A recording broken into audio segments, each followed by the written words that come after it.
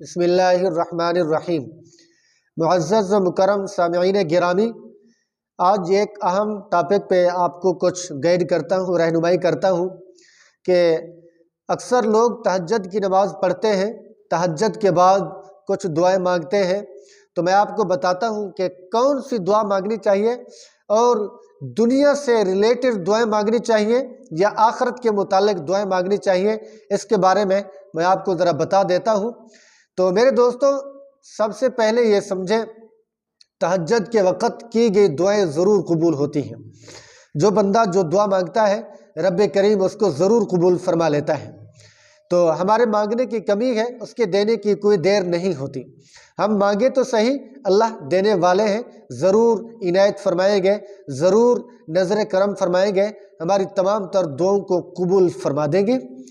तो इसी तरह आप तहज्जुद पढ़ें, अल्लाह की ज़ात के ऊपर भरोसा करते हुए, यकीन कामिल रखते हुए, तो ज़रूर इंशाअल्लाह रास्ता खुलेगा, मसले हल होंगे, परेशानियाँ ख़त्म होंगी और आसानियाँ आ जाएंगी, तकलीफ़ें ख़त्म होंगी और खुशियाँ आ जाएंगी, राहतें आ जाएंगी और गम ख़त्म होंगे, खुशियाँ ज़रूर आएंगी, बशर्ते कि आप अल्लाह के साथ मुखलिस बन जाएं, अल्लाह के साथ सही माने वफ़ा करने वाले बन जाएं।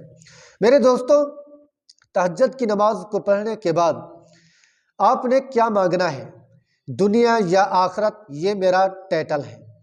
देखें, इंसान जिस जहां में रह रहा होता है, उसी जहां की भी कुछ ज़रूरियात होते हैं, कुछ मसले होते हैं जिनसे बंदा दो चार होता है, ज़रूर डिप्रेशन में मुब्तला होता है। तो और आखिरत भी ज़रूरी है, वो भी यकीनी है, और उसकी मुश्किल सबसे बड़ी मुश्किल होती है, उसकी परेशानियां सबसे परेशानियां ज़्यादा होती हैं।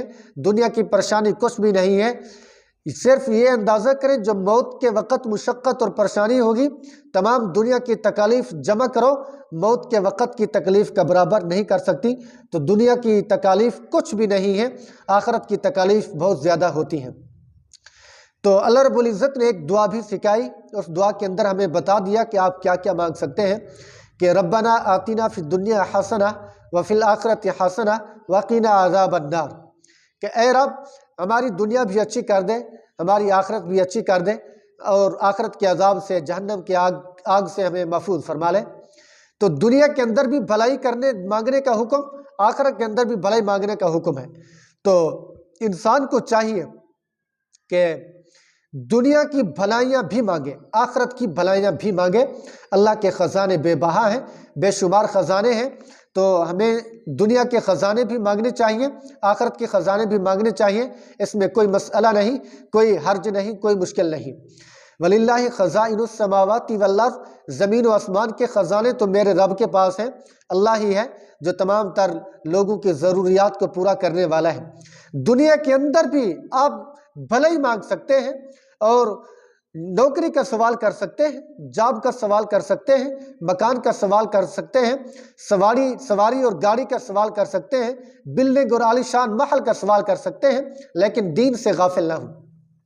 अल्लाह रब्बुल इज़्ज़त का हर काम मसलहत पर मबनी होता है, हिकमत पर मबनी होता है। अगर हम दुनिया में कोई अयाशी वाली चीज़ मांगेंगे, अल्लाह ताला तो जानने वाले हैं कि अगर इसको फलां चीज़ मिल गई तो ये बंदा मुझसे दूर होगा या मुझसे करीब होगा, मुझे याद करेगा या मुझे भूल जाएगा, ये तो अल्लाह जानने वाले होते हैं। तो बाद वक़्त बंदा जो चीज़ मांगता है, उसकी बजाय अल्लाह ताला उसके मुतबादिल कोई दूसरी चीज़ का इंतज़ाम फरमा देते हैं, या उसके बदले कोई मुसीबत आनी होती है, उसको दफ़ा कर देते हैं, तो उसको ज़िंदगी सेहत दे देते हैं, सुखी ज़िंदगी दे देते हैं। तो हमें दोनों चीज़ें मांगनी चाहिए, लेकिन आखिरत के बारे में ज़्यादा डरना चाहिए, आखिरत ज़्यादा मांगनी चाहिए।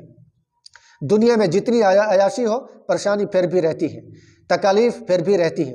आखिरत के अंदर हमें खुशियाँ मांगनी चाहिए। आखिरत के अंदर जब बंदा चला जाएगा, अगर अल्लाह कामयाब कर दे, अल्लाह राज़ी हो गया, तो हमेशा हमेशा की लामहदूद आपके लिए अयाशी और आज़ादी और खुशी होगी, लामुतनाही आप जो है ना आज़ादी के अंदर इंजॉय करेंगे। तो इसीलिए दुनिया भी मांगे, आखिरत भी मांगे, दुनिया का साजो सामान भी मांगे, आखिरत का साजो सामान भी मांगे, लेकिन जो जो जायज़ मुरादें हों, جائز مقاصد ہوں ان کو زیادہ فالو کرنا چاہیے، ان پر زیادہ فوکس کرنا چاہیے، انہی کو مانگنا چاہیے۔ دعا ہے اللہ رب العزت ہماری دنیا بھی اچھی کرے، آخرت بھی اچھی کرے، دنیا میں بھی بھلائیاں عطا فرمائے، آخرت میں بھی بھلائیاں نصیب فرمائے۔ اللہ تعالی ہم سب کو تہجد کی نماز کی پابندی نصیب فرمائے۔ السلام علیکم ورحمۃ اللہ وبرکاتہ۔